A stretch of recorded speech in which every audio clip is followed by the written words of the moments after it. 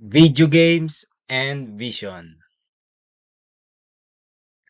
Video games are now a big part of entertainment and education.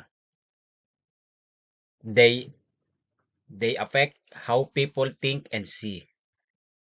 This presentation talk about the good and bad effect of video games and how to balance gaming and healthy habits. Playing video games can help improve hand-eye coordination, problem solving, skills, and multitasking. Some games also encourage teamwork and social interaction.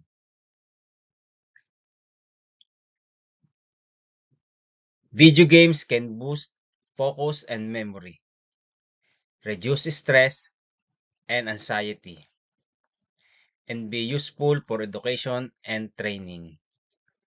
These benefits show the video games have value beyond just entertainment.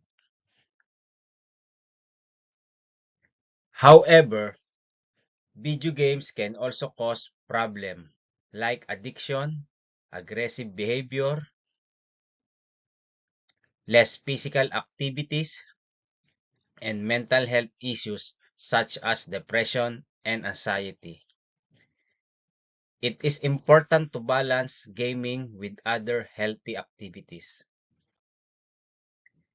To maintain a healthy gaming habit, set time limit, stay physically active, choose games that are appropriate for your age,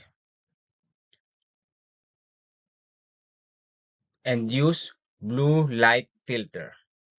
This habit help get the benefits of gaming while avoiding its risk.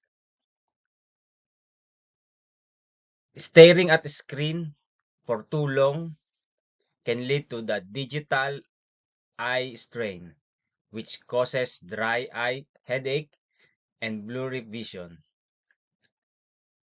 Too much blue light can also disturb sleep and may harm the eyes over time. Spending too much time on screen can lead nearing sightness. Poor lighting and sitting too close to the screen can make vision problem worse. Not getting enough sunlight can also negative impact eyes health. To protect to protect your eyes, follow the 20-20-20 rule.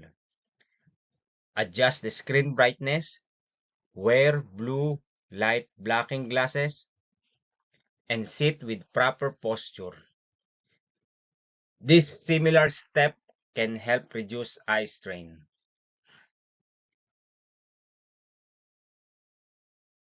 Video games have both benefits and drawbacks. Playing in moderation and taking care of your eyes is important. A balanced approach can help enjoy video games while avoiding negative effects.